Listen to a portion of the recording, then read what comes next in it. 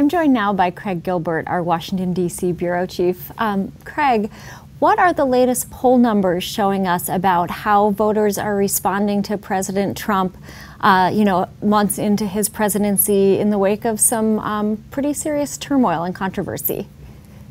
Well, as crazy as it sounds, 7 or 8 months into a presidency, you do get kind of a sense of Trump fatigue in some of these polls. There was a new national poll just out by Quinnipiac, which showed voters reacting overwhelmingly negatively to the president's handling of Charlottesville. This sort of sense that that this is a divisive presidency, not a unifying presidency. Obviously, his approval ratings aren't very good. They're down in the mid-30s nationally. And in Wisconsin, there was a poll by NBC Marist released over the weekend, which just contained all sorts of awful numbers for the president. Among other things, his standing with women and with college graduates is just as bad as it was before. It's almost catastrophic now. I mean, his positive numbers in the 20s with those groups. Some signs of trouble in his own base. I mean, he's underwater with blue-collar white voters, which we think of as his demographic base.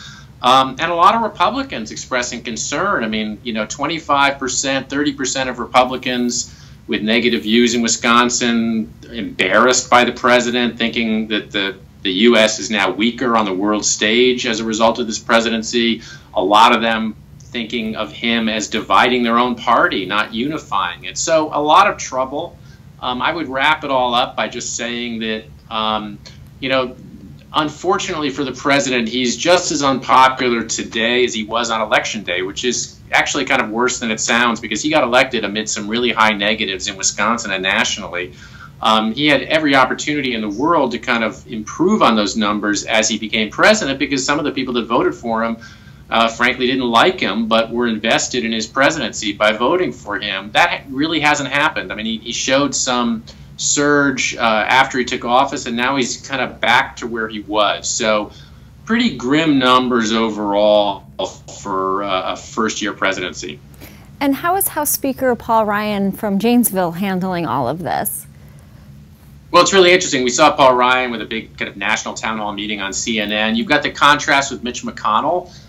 It's kind of the reverse of what it was in the campaign year, when Paul Ryan was the one who was kind of criticizing Trump openly, and Trump was feuding with Paul Ryan, and Mitch McConnell was kind of the low-profile guy, Mitch McConnell, the Senate leader. And now it's kind of the reverse. There's this very kind of bad feud going on right now between Mitch McConnell, the Senate Republican leader, and President Trump. And Paul Ryan keeps trying to sort of make the relationship work.